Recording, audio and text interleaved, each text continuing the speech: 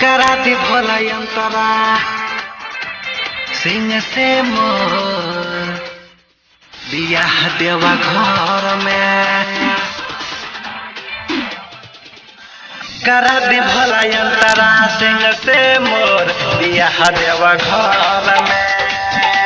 करा दी भोला अंतरा सिंह से मोर बियाह देवा घर में नारद जीवन जाई अगुआ तू कर नजर में तू कर नजर में करा दी भोला अंतरा सिंह से मोर बियाह देवा घर में करा दी भोला अंतरा सिंह से मोर बियाह देवा घर में नारद जीवन जाई अगुआ तू कर नजर में तू कर नजर में करा दी भोला अंतरा सिंह से मोर बियाह देवा घर में करा दी भोला अंतरा सिंह से मोर बियाह देवा घर में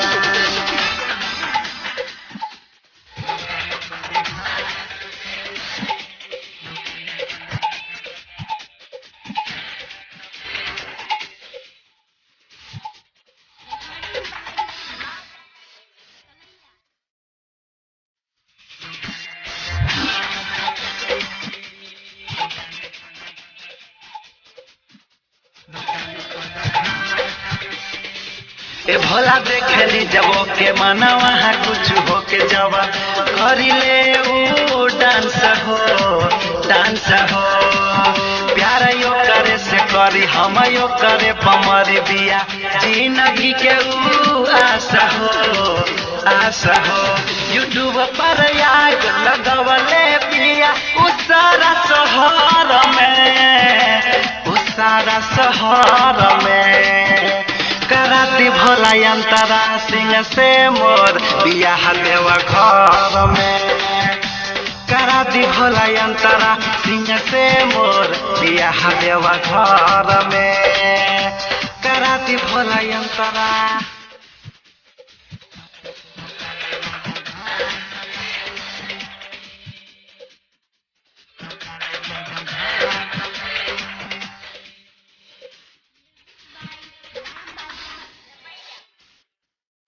सजनवा रिकॉर्डिंग स्टूडियो बांका।